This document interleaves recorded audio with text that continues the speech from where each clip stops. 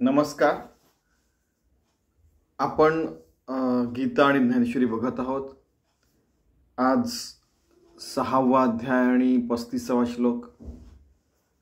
श्री भगवान वाच असंशयं महाभाव मनो दुर्निग्रहं चलम अभ्यासेन तु कौंतेय वैराग्येन च गृह्यते.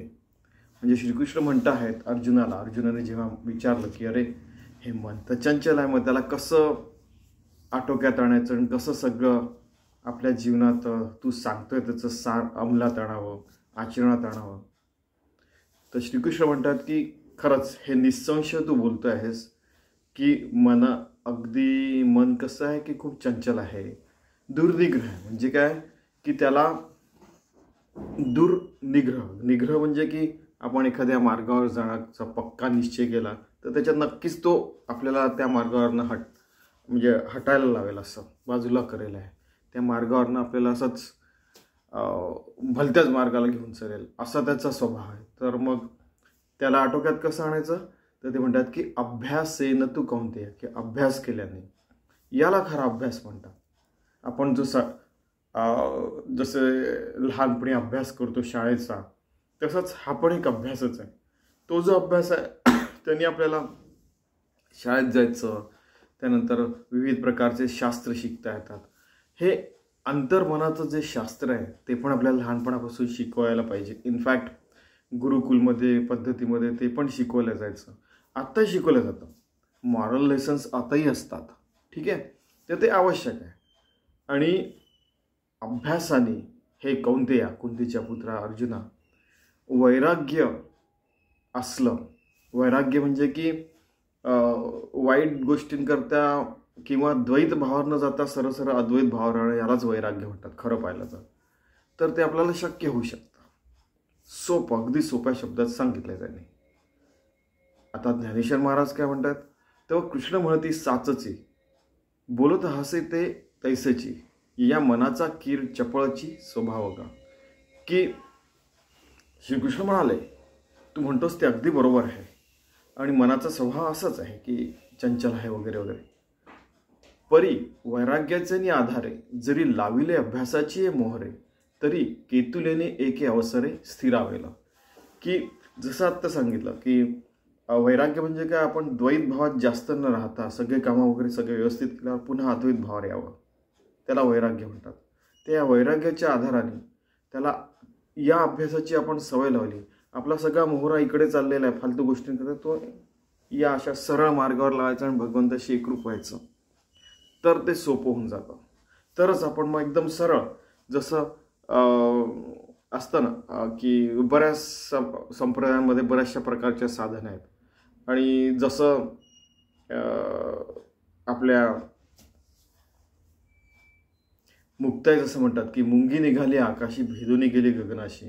की समजा असं समजलं की आपला जीव आपल्या नाभीमध्ये अटकलेला आहे समजा, आणि त्याला सोहम भावाने आपण साधना करून ब्रह्मरंध्राच्या पलीकडे घेऊन गेलो, तर त्याला आकाशाच्या पलीकडे घेऊन गेलो, तर तशी साधना केली तर आपलं मन निघून जाऊन भगवंतामध्ये एकरूप झालं, तर तिथे ते आपला मोहरा भगवंताकडे नेला तर आपण तिथे जाऊन स्थिरावतो.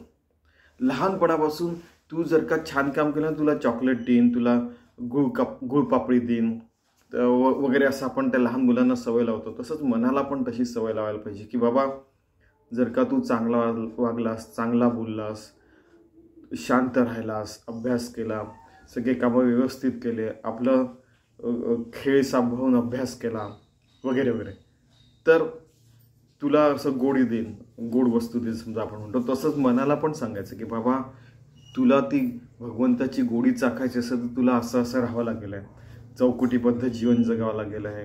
त्यानंतर सगळ्या मर्यादा, पुरुषोत्तम राम जसं मर्यादा सगळं सांभाळून राहिला, तसंच तू राहिलास तर तुझ्या आतमध्ये रामराज्य येईल, असं लहानपणापासून शिकवायला पाहिजे. आणि मग मन तिथे आपलं त्या भगवंताशी स्थिर होतं, योगी होतं, भक्त होतं, आणि भगवंतापासून आपण विलग होऊ शकत नाही कधी. का जे या मनाचे एकनिके, जे हे देखिले गोडीच्या ठाया सोके, म्हणून अनुभव सुखची कौतिके दावित जायचे. ही खूप प्रसिद्ध होई आहे ज्ञानेश्वरीची, जसा हा श्लोक प्रसिद्ध आहे की या मनाला जी गोडी लहानपणापासून लावू, सतत लावू, तर त्याच गोडीच्या मागे जात आहे की त्याला गोडी लावली चॉकलेट खायची, तो सतत चॉकलेट खात राहतो. त्याला क्रिकेट बघायची सवय लागली, खेळायची सवय लागली, तर तो तेच करत राहतो, त्याला तेच आवडतं. म्हणून त्याला जर का आपण गोडी लावली की भगवंताशी एकरूप राहायचं, सगळ्या गोष्टींशी आपण डिटॅच व्हायचं म्हणजे विलग व्हायचं, साक्षी भावाने बघणं वगैरे वगैरे, तर ते आपण तसं मग जन्मभर करायला लागतो. म्हणून अनुभव सुखाची कौतिके दावित जायचे, की असा अनुभव सतत दाखवायचा त्याला आणि सतत त्याला भगवंताशी एकरूप ठेवायचा प्रयत्न करायचा. आणि असं करता करता मग आपण काल ते दासबोधामध्ये बघितलं की आपल्याला एक प्रकारची झोप लागलेली आहे. त्या झोपेमध्ये आपल्याला स्वप्न पडलं आणि त्या स्वप्नामध्ये अजून एक स्वप्न पडलं आहे. तर ज्या स्वप्नातलं जे स्वप्न आहे तसा हा संसार आहे. मग सद्गुरूंचं आपण अनुग्रह घेतो तेव्हा आपण त्यातनं जाग होतो आणि मग आपण स्वतःला जेव्हा खरं जागं करतो त्यावेळेला आपलं हे स्वप्न भंगतं आणि मग आपण खरं अवेकन, खरे जागृत अवस्थेत असतो. जागृत अवस्था म्हणजे भगवंताशी एकरूप असलेली अवस्था. कोणी उठतं काय पण बोलतो की तू झोपलेला जागा वगैरे नाही. जागृत अवस्था म्हणजे भगवंताशी एकरूप असलेली अवस्था. तुम्ही बघा म्हणजे साधू संत बघा की ती जी अवस्था आहे, योगी अवस्था, भक्त अवस्था, जागृत अवस्था, सतत नित्यमुक्त अवस्था, ब्रह्मज्ञानी, आत्मज्ञानी, ती जी त्या एकाच अवस्थेला सतन्यासीच्या भगवंताशी टच करून एकरूप झालेला आहे. राममय, रामराज्य, आपल्या आतमध्ये रामराज्य असतो. बाहेर जर तुम्ही रामराज्य केलं तर समजा तुम्ही म्हणाल तर काही लोकांच्याच जवळ राहिलं आहे. बाकी म्हणजे 1% लोकांजवळ फक्त संपत्ती असते आणि काय म्हणतात त्याला सत्ता असते, बरेचसे अधिकार असतात. बाकी 99% जनता तर अशीच असते. रामराज्य म्हणजे सगळ्यांनी मिळून सगळे रामराज्य आपल्या आतमध्ये निर्माण करतात आणि मग सगळे मिळून रामराज्य पूर्ण जगात आणतात, त्याला रामराज्य म्हणतात. असं सर्वत्र आपण करू शकतो. आपल्या आत बाहेर, स्वतःला, पूर्ण फॅमिलीला, समाजाला, देशाला, सगळे राष्ट्र मिळून असं करू शकतो. आणि कुठे माणूस गेला आता चंद्रावर, मंगळावर आणि कुठे कुठे, तिथे अशी जर का सवय लागली तर तिथे पण आपण तेच करू शकतो. असं बोलण्यात नेहमी येत असतं. तर बघा म्हणजे की मनाला या चांगल्या सवयी लावल्या तरच आपण सतत योगी, सतत भक्त राहू शकतो. आणि हे होऊ शकतं त्या मनाला ती गोडी लावली तर, असं ज्ञानेश्वर महाराज म्हणतायत. आणि श्रीकृष्णाचंच वाक्य आहे की अभ्यासेन तु कौंतेय वैराग्येण च गृह्यते. वैराग्य म्हणजे पण भगवंताशी एकरूप राहायची सवय. तर असं आपण करायचा प्रयत्न करूया आणि तसंच जीवन जगायचा प्रयत्न करूया.